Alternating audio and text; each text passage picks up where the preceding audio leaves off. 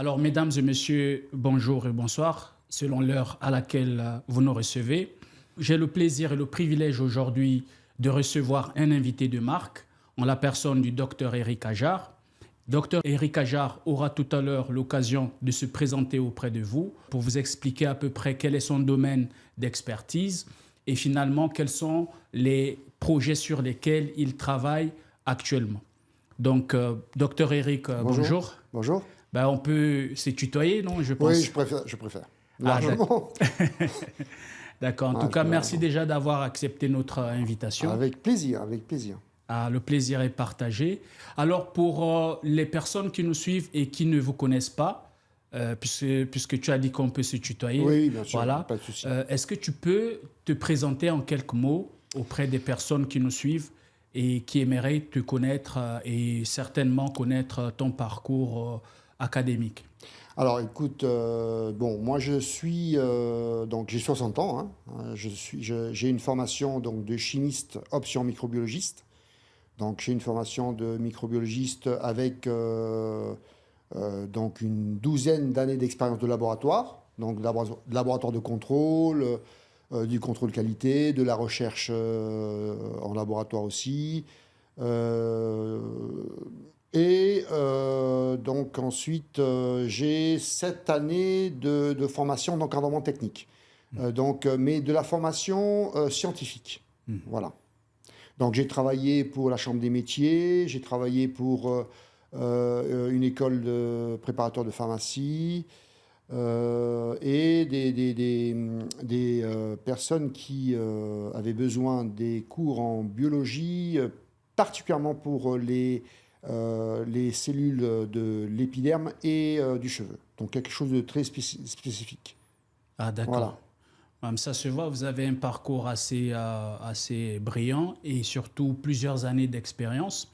Est-ce qu'on peut comprendre ce qui est derrière votre orientation? Est-ce qu'on peut dire que vous étiez prédestiné à, par exemple, à faire tout ce qui est ostéopathie, par exemple, ou il n'y a pas ou un autre métier que vous aurez voulu exercer? Non, c'est-à-dire que bon, moi, tout petit, j'aimais bien toucher, j'aimais bien masser. Donc j'avais peut-être une prédisposition au toucher, hein, c'est Mhm. fort possible, hein, parce que il y a eu une petite hésitation à un moment donné. J'avais pensé à faire kinésithérapeute Mhm. à la place de chimie option microbiologie. Donc, donc bon, ça l'a pas fait, mais finalement, vous voyez, je suis retourné donc peut-être à la source. Mhm. Mais il faut dire aussi que j'ai toujours été euh, attiré par toutes les philosophies orientales. Mhm. Donc la médecine ayurvédique, le yoga, le tai chi chuan, les arts martiaux. Donc je pense que c'est cette attirance en fait au niveau des philosophies orientales qui m'a doucement après réorienté vers les médecines, on va dire les médecines holistiques, énergétiques, hein, comme la médecine Mhm. ayurvédique par exemple, hein, qui est une médecine aussi millénaire, et la médecine traditionnelle chinoise, beaucoup plus tard d'ailleurs, et entre les deux, l'ostéopathie. Voilà. Donc le parcours, en fait, c'est vrai que je suis parti à la base, une base très scientifique, très matérialiste, parce que la chimie, finalement, c'est la science qui étudie la matière Oui, et ses transformations. Et ben, je suis parti vers tout ce qui est à l'opposé, tout ce énergétique. qui est énergétique. Voilà. Ah, d'accord. Mais c'est une transition, on va dire. C'est le terrain qui a plus ou moins, on va dire, déblayé votre chemin, si on peut dire. Mais aujourd'hui, est-ce qu'on peut dire que docteur Eric est plus ostéopathe ou, par exemple, un expert dans d'autres domaines? Alors, c'est une très bonne question. C'est vrai qu'on me connaît plus comme ostéopathe, hein, ici sur Marrakech, c'est plus comme ostéopathe. Mais je suis plus dans la thérapie. Mhm. Donc, je suis plus un thérapeute qu'un ostéopathe. Je vais être plus un thérapeute qu'un praticien en médecine chinoise. Alors, D'accord. pourquoi? Parce que, comme on le disait en antenne, ces médecines-là, holistiques, elles vont toucher plusieurs plans. Donc, la médecine traditionnelle chinoise, on ne va pas rester uniquement sur les points d'acupuncture, sur les méridiens. On va être amené à toucher des plans subtils. Donc, notamment même des troubles psycho-émotionnels. On peut traiter des troubles psycho-émotionnels, par exemple des phobies, de l'anxiété, des dépressions en médecine chinoise, en acupuncture, par exemple. Mhm. Ah, d'accord. Et toujours pour revenir un peu sur notre fil conducteur, qui est l'ostéopathie pour l'instant, Oui.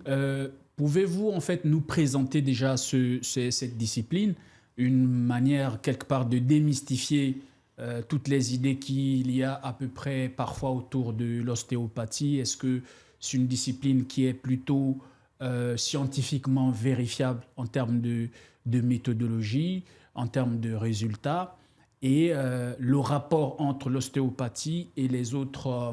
Comme la chiropraxie. Voilà, Comme la chiropraxie. comme la chiropraxie, par exemple. Donc, est-ce que vous pouvez nous présenter son champ et bien sûr, sa méthode? Oui. Et puis, bien sûr, aussi les portées thérapeutiques. Et puis, ses limites aussi, parce que l'ostéopathie a ses limites, comme toute médecine, quelle qu'il soit. Donc, bon, déjà, le père fondateur de l'ostéopathie, c'est le docteur Taylor Steele. Donc, c'est un Américain, donc c'est à l'origine américain. Il a fondé sa première école d'ostéopathie aux États-Unis en 1892, donc début du 19e siècle. Donc, de nos jours, il y a maintenant, l'ostéopathie a énormément évolué. Alors, ce qu'il faut dire, c'est que dans ostéopathie, on entend le concept de os, pathologie de l'os, mais en fait... biomécanique et fonctionnelle, voilà, on peut dire. En fait, voilà, c'est ça. En fait, l'ostéopathie, c'est une médecine manuelle qui va traiter tous les blocages biomécaniques. Mais pas seulement. On s'arrête toujours sur la biomécanique, mais en fait, elle a évolué. L'ostéopathie a beaucoup évolué parce qu'il y a eu d'autres, à part le père fondateur. Vous avez eu, par exemple, Dr Sutherland pour l'ostéopathie crânienne. Vous avez eu des grands médecins ostéopathiques qui ont ouvert une porte, une fenêtre sur l'ostéopathie viscérale. Vous avez aussi l'ostéopathie circulatoire pour tout ce qui est sanguin, fluidique. Donc l'ostéopathie a un grand champ thérapeutique. Donc il ne faut pas s'arrêter uniquement à la biomécanique en ostéopathie. Il y a l'ostéopathie purement biomécanique, c'est-à-dire par exemple les blocages de lombaires, de bassin, où c'est vraiment des pathologies structurelles. Vous avez l'ostéopathie viscérale qui va traiter par exemple des colopathies fonctionnelles, des reflux gastriques, des problèmes du diaphragme. Vous avez l'ostéopathie circulatoire, on oublie celle-là qui est très très importante. Par exemple, si vous avez une entrave de la circulation lymphatique ou même sang artériel ou sang veineux, vous allez avoir des répercussions biomécaniques par la suite. Ah, donc, là, nous avons une très belle transition pour comprendre justement dans quel cas spécifique peut-on, en fait, ou dans quelle situation peut-on préconiser l'ostéopathie. Et est-ce qu'il n'existe pas des cas dans lesquels on ne pourrait pas préconiser l'ostéopathie, par exemple? Les contre-indications, donc, les contre-indications, voilà. Alors, on va commencer par peut-être les contre-indications, c'est-à-dire les gens, par exemple, qui ont des tumeurs qui sont cancéreux, on va éviter parce qu'ils sont déjà faibles, ils sont très faibles, ils ont très peu d'énergie, donc voilà. Des personnes qui ont des prothèses très importantes, il faut faire très attention. De toute façon, un bon ostéopathe ne va pas se lancer à faire ses normalisations sans... le questionnaire sans un anamnèse, comme tout médecin qui se respecte. Il y a un interrogatoire, il y a de la palpation, il y a des tests neurologiques. Donc déjà, nous avons en cabinet, si vous voulez, des freins, des sécurités pour ne pas être dangereux. Des femmes enceintes, ça dépend des cas. Voilà. Des personnes aussi qui ont des ulcères de peau. Voilà. Donc il y a, oui, des petites contre-indications. Mais bon... Toujours pas. Mais en dehors de ces... Par exemple, si on prend une sciatique, par exemple, oui. Alors, est-ce que la sciatique, pour un malade qui se présente à votre cabinet, c'est une très bonne...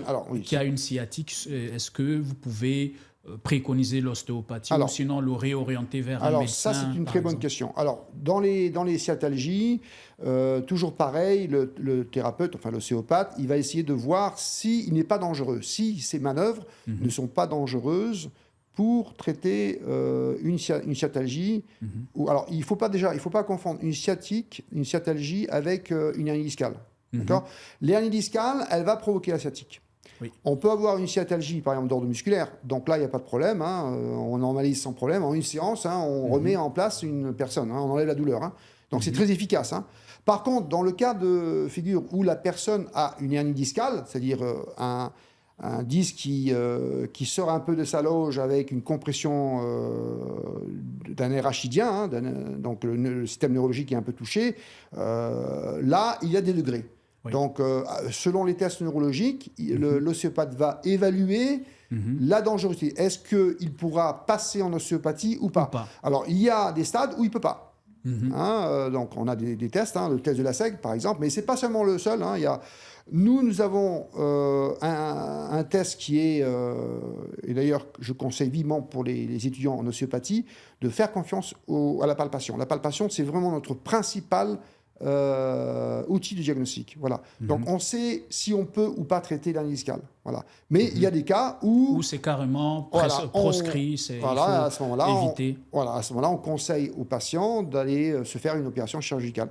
Ah d'accord, donc ça c'est très bien, on a compris que tout ce qui est ostéopathie, il y a des contre-indications. Bien sûr. Que d'une certaine manière, un diagnostic poussé à l'aide de la palpation permettrait certainement d'avoir une idée un peu plus précise par rapport à la situation. Alors j'ajoute une chose aussi qui est peut-être très intéressante, c'est au niveau des clichés. C'est-à-dire par exemple, l'ostéopathe, avec son expérience, il doit savoir lire les radios. Oui. Donc, si vous êtes en face de quelqu'un qui, vous lui remettez des radios, des clichés, il ne sait pas lire les radios, déjà, faut être, il faut être prudent avec le thérapeute avec qui vous travaillez. Donc, mais il faut aussi préciser que les clichés radiologiques ne vous donnent pas toute l'information. Elles donnent une partie de l'information. Voilà. Souvent, moi, en cabinet, j'ai des personnes qui me présentent des clichés, des radios, avec un diagnostic des fois erroné en radiologie. On passe en palpation, on passe en test neurologique, on a d'autres diagnostics. Et on peut aller plus loin. Voilà. Donc, il ne faut pas s'arrêter uniquement aux clichés radiologiques. Ouais, ce qui réconforte un peu l'approche holistique quand même de cette discipline.